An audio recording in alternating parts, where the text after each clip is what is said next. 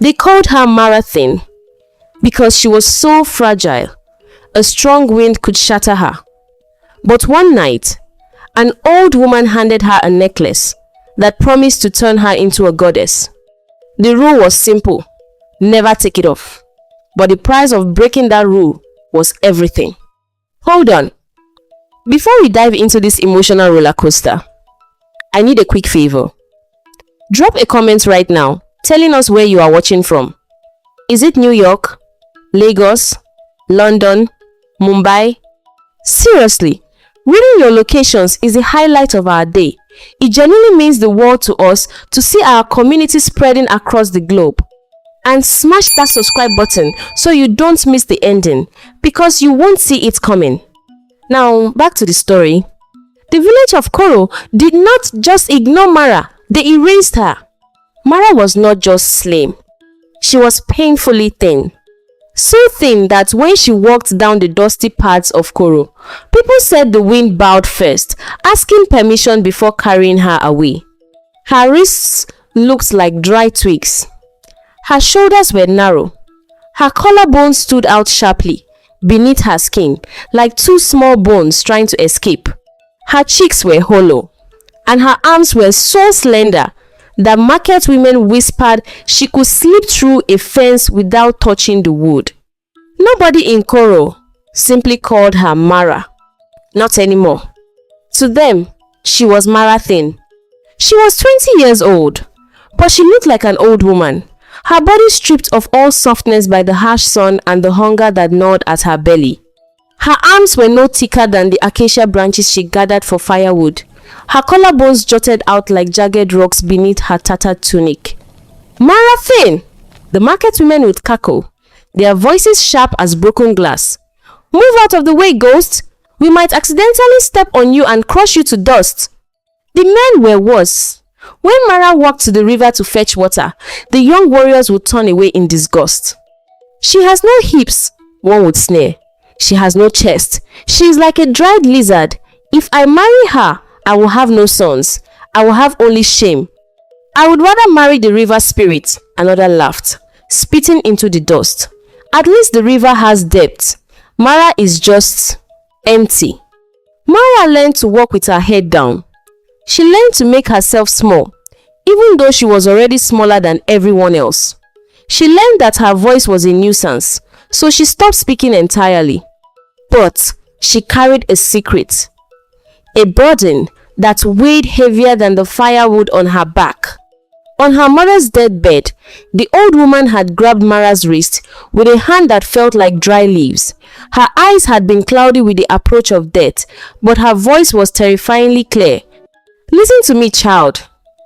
The spirits have cursed you, or perhaps blessed you. I do not know which. But hear this. Any man who calls you wife will rise from the dirt to touch the sky. He will have gold that never runs out. He will have power that makes kings tremble. But her mother had coughed, blood flecking her lips. But he will never stay. The moment he tastes the wealth, his heart will turn to stone. He will look at you and see only the hunger that drove him to you. He will leave. They all leave. Mara had buried her mother and kept the secret. She didn't want gold. She didn't want power. She wanted to be held. She wanted someone to look at her and see Mara. Not a lottery ticket, not a skeleton, just a human soul. Years bled into one another. Mara grew older, but she never filled out. She remained Mara-thin. The nickname became her name. Even her own father stopped calling her Mara. Then came the Festival of Lights.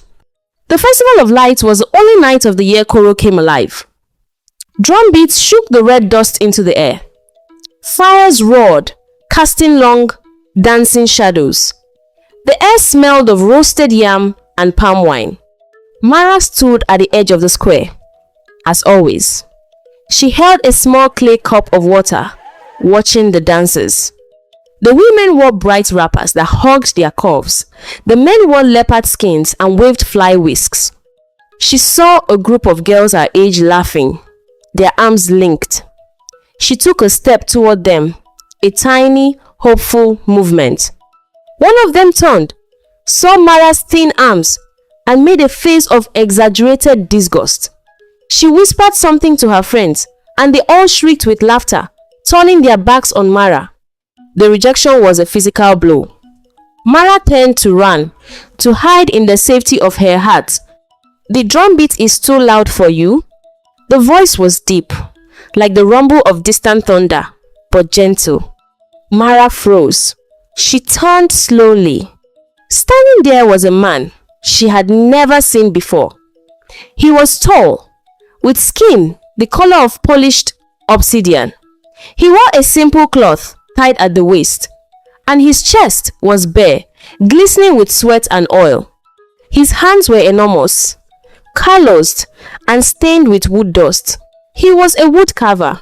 She knew this because she had seen him working near the edge of the village, but she had never been close enough to see his eyes. They were not mocking. They were not looking at her ribs. They were looking at her.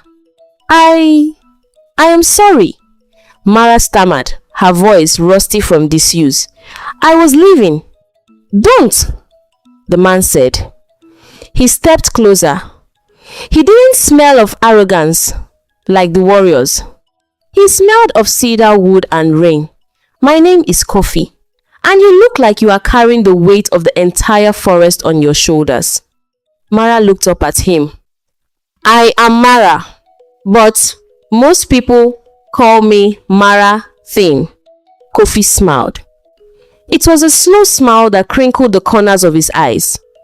I have eyes, Mara. I can see you are thin, but I also see that you are strong. It takes a strong tree to stand in the wind without breaking. He held out a hand.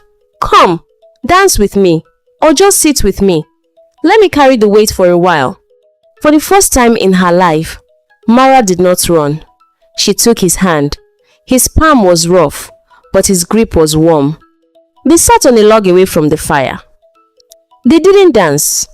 They talked for hours. Kofi told her about the wood he carved, how he could see the spirit of the animal inside the tree before he even touched it. Mara, emboldened by the darkness and his kindness, told him about the silence of her life. She told him about the mockery. Kofi listened. He didn't offer pity. He offered understanding. Beauty is a lie the world tells itself. Kofi said softly, tossing a small piece of wood into the fire.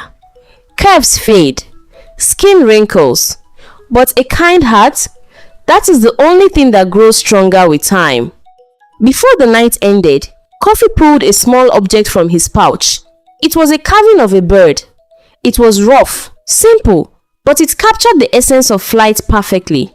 For you, he said.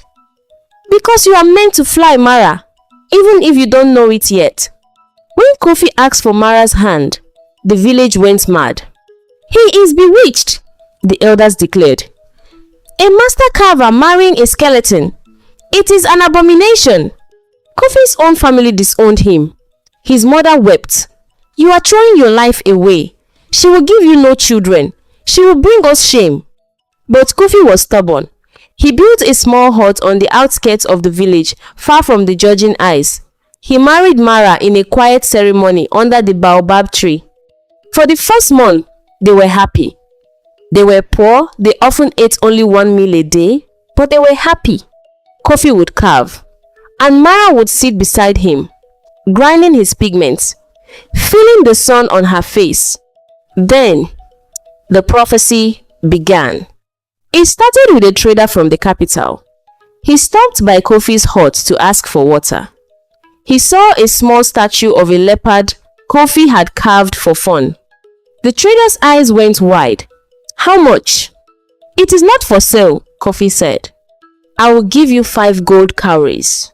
Kofi laughed. 5 cowries for a piece of wood? Go away, city man. The trader left, but he returned the next day with a bag of gold dust. 10 gold pieces for the leopard. Kofi looked at Mara. Mara looked at the gold. She thought of the prophecy. He will rise to great wealth. Take it, she whispered.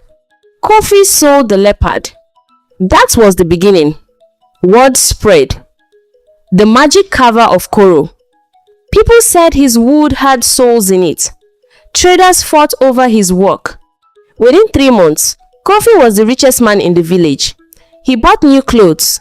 He built a bigger house with walls of mud and a roof of thatch. He bought goats.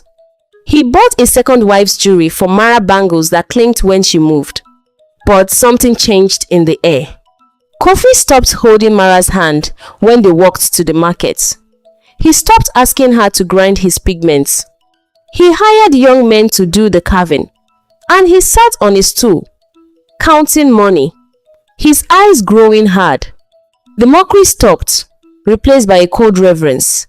The men who once spat at Mara now bowed to her, but their eyes were hungry not for her body, but for the gold that clung to her like a second skin. Mara Thin is now Mara the rich, they whispered. Then came the stormy night. The rain hammered the roof like 1,000 fists. Thunder shook the ground. Mara woke up, reaching for Kofi. The bed was empty. She sat up. The door to the hut was wide open, banging in the wind. Kofi's money pouch, which he always kept under the pillow, was gone. She ran out into the rain. Kofi! Kofi! There was no answer. Kofi, where No footprints in the mud. The rain had washed them away instantly. It was as if the earth had opened up and swallowed him whole. Mara fell to her knees in the mud, screaming his name until her throat bled. He was gone! Just like her mother said. Mara mourned for 3 years. She wore black. She stopped eating. She became a ghost again. But this time, a ghost with a house full of gold. But greed is a powerful thing. And in Koro, greed was stronger than fear. The men who had mocked her, the men who had called her a skeleton, began to line up at her gate. Mara, they said, their voices dripping with false sympathy. We are so sorry for your loss, but you are young. You need a man to protect you, to manage your wealth. They brought gifts. Yam tubers, baskets of fruit, cheap beads. Mara was lonely. The silence of the big house was deafening. She remembered Kofi's kindness, but Kofi was gone. Maybe, just maybe, one of these men would be different. Maybe the prophecy was wrong. She was weak, and so she made the mistake of her life. She married Dano, the fisherman. Dano was handsome, with a smile that showed all his teeth. I have loved you since we were children, he lied, holding her thin hands. I never laughed at you. I was just too shy to speak. Mara wanted to believe him. They married, and the magic worked. Within a week, Dano's nets, which had been empty for months, began to overflow. He caught fish with scales of silver and gold. He became rich, richer than Kofi. And then, the change came. Dano stopped coming home at night. He bought fine robes. He drank the expensive wine from the city. And then, Mara found him in the market, his arm around the baker's daughter, a girl with cheeks like ripe mangoes and a laugh that made men turn their heads. She is a woman, Dano sneered when Mara confronted him. You are a stick. Why would I stay with you when I can have a feast? He left 100 gold pieces on the table and vanished with the baker's daughter. Mara's heart broke a second time. But the village didn't pity her. They envied her. She is a witch, they whispered. She eats men. She sucks their souls and spits out gold. Look at her. She is still thin, but she is rich. It is unnatural. Next came the blacksmith. Then the merchant. Then a warrior from a neighboring tribe. One by one, they married her. One by one, they became richer than kings. One by one, they looked at her thin frame with disgust, took their wealth, and ran away with women who had flesh on their bones. Mara stopped believing in love. She stopped believing in people. She became cold, hard. She was Mara the curse. The woman who made you rich, then destroyed you. Or perhaps, the woman who revealed your true nature. One night, after the warrior had left her for a priestess, Mara snapped. She couldn't take the pitying glances. She couldn't take the whispers. There goes the rich widow. There goes the skeleton. She ran 10 miles into the deep forest, to the place where the trees grew so thick they blocked out the moon. She collapsed beneath the ancient baobab tree, the same tree where she had married Kofi. She wept until she had no tears left. I hate this, she whispered to the dark. I hate my face, I hate my body, I hate this curse. Then change it. The voice was like the cracking of dry wood. Mara looked up. Standing in the moonlight was an old woman. She was wrapped in rags that seemed to be woven from spider webs. Her skin was the color of ash, and her eyes glowed with a faint blue phosphorescence. Who are you? Mara gasped. I am the one who weaves the threads of fate, the old woman said. She stepped closer. I have watched you, child. I have seen you suffer. It is inefficient. I want to die, Mara said. No, the old woman said. You want to be seen. You want to be loved for what you are, not what you can give. But the world is blind, so we must give it eyes. She reached into her rags and pulled out a necklace.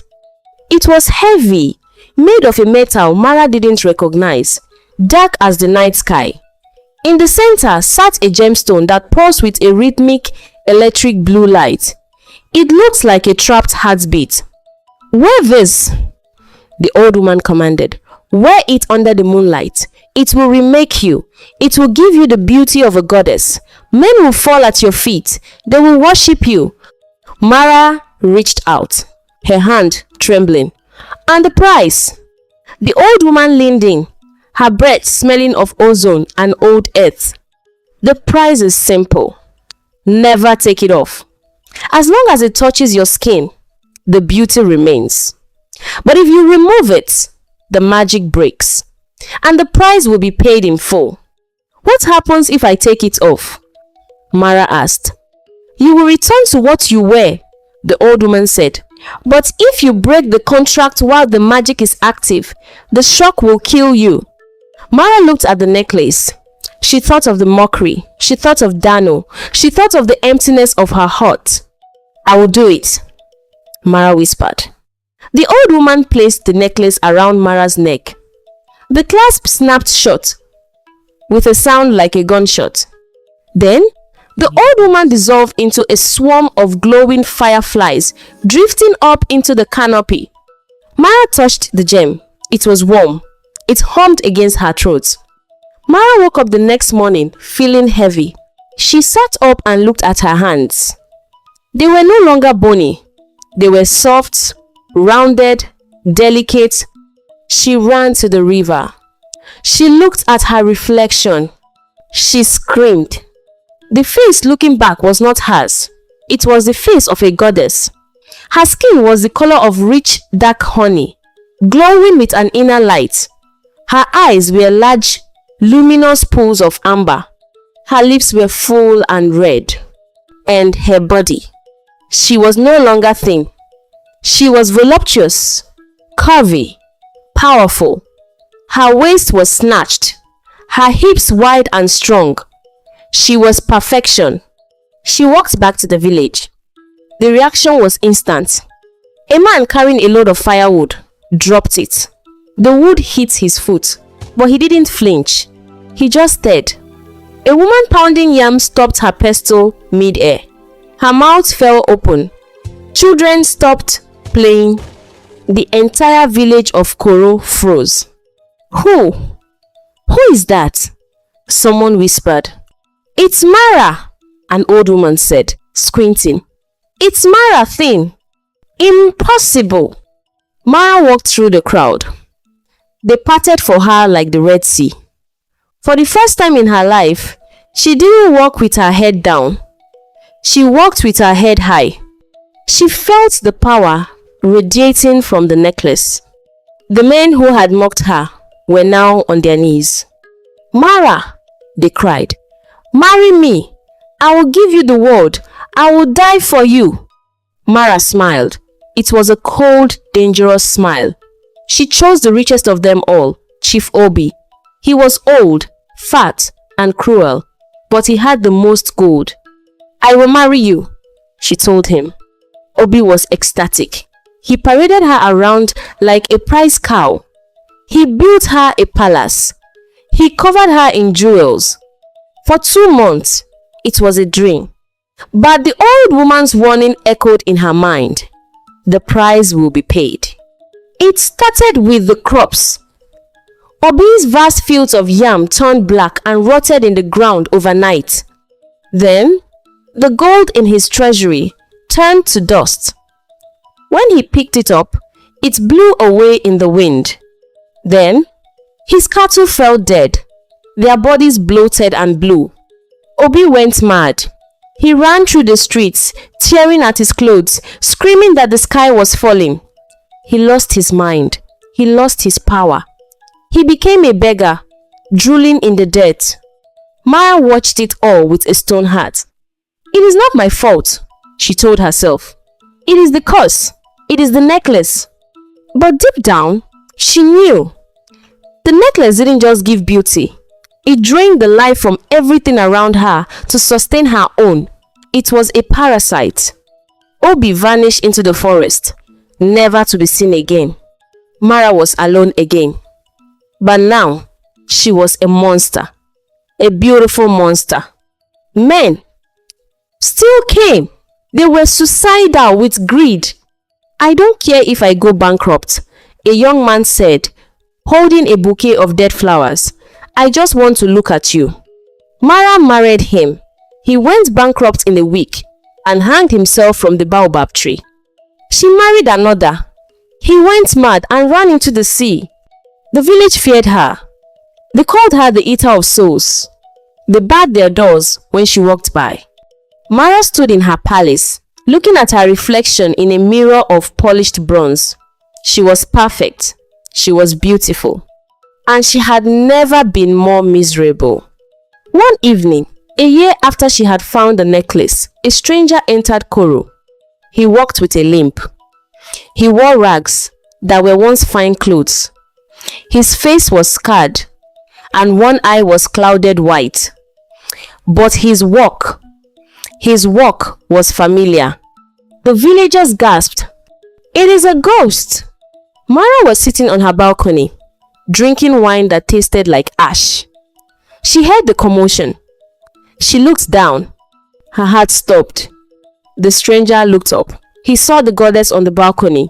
He saw the glowing necklace. But then, he saw her eyes.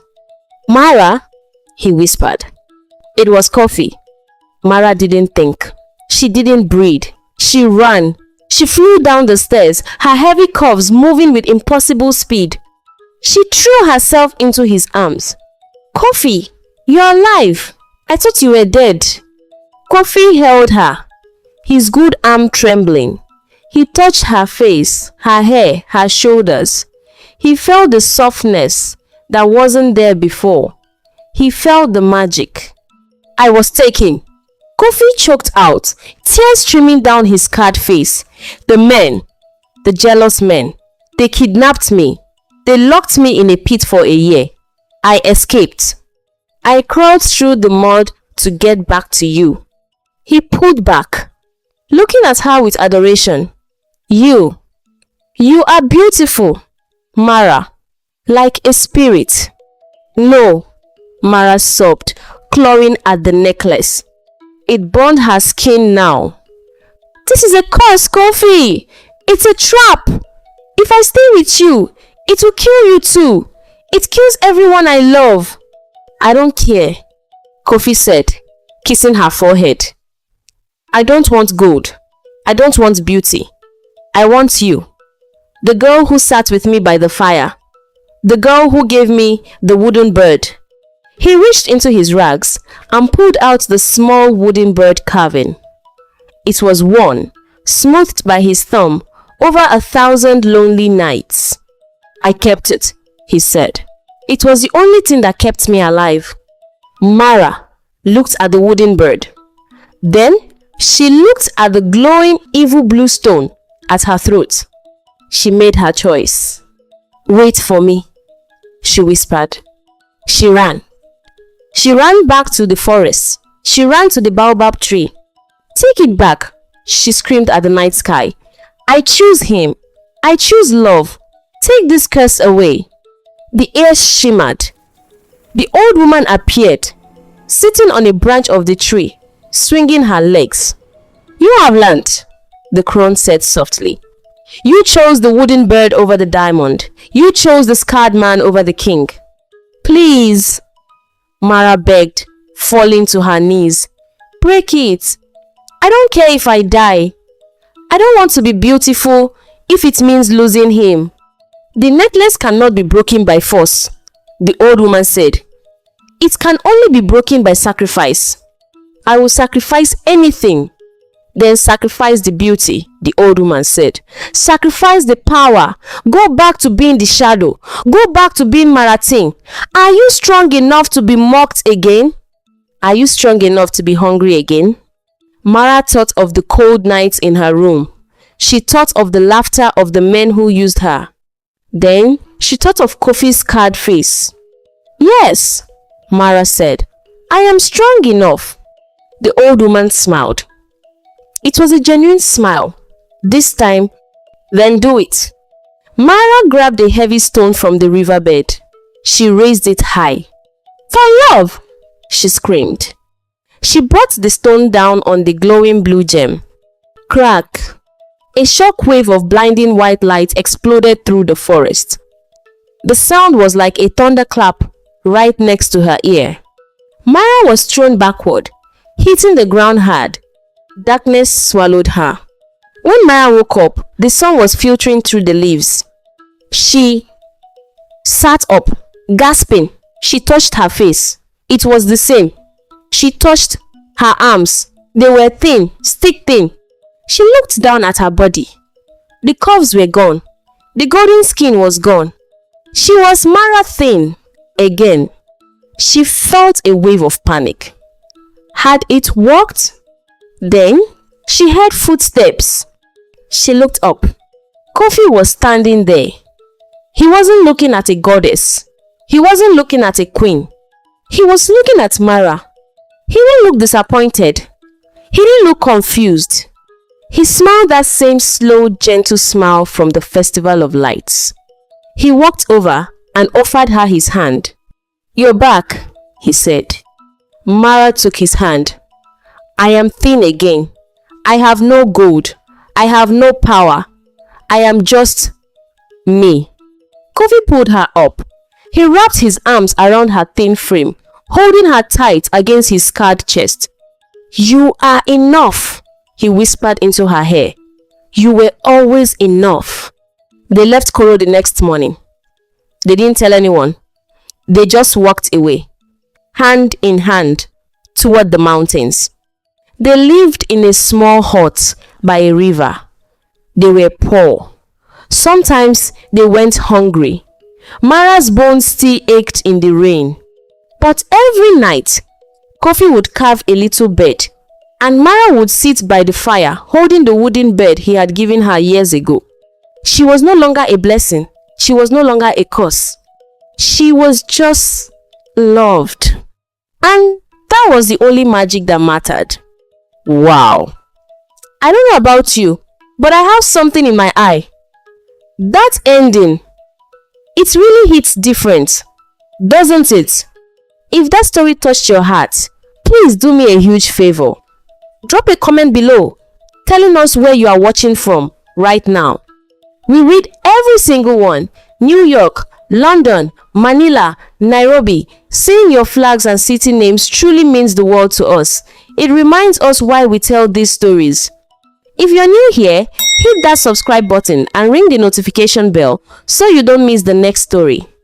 We've got some dark, twisted fairy tales coming up, that you are not going to want to miss. Thank you for watching. Thank you for being part of this community. Keep loving each other even when it's hard. I'll see you in the next one.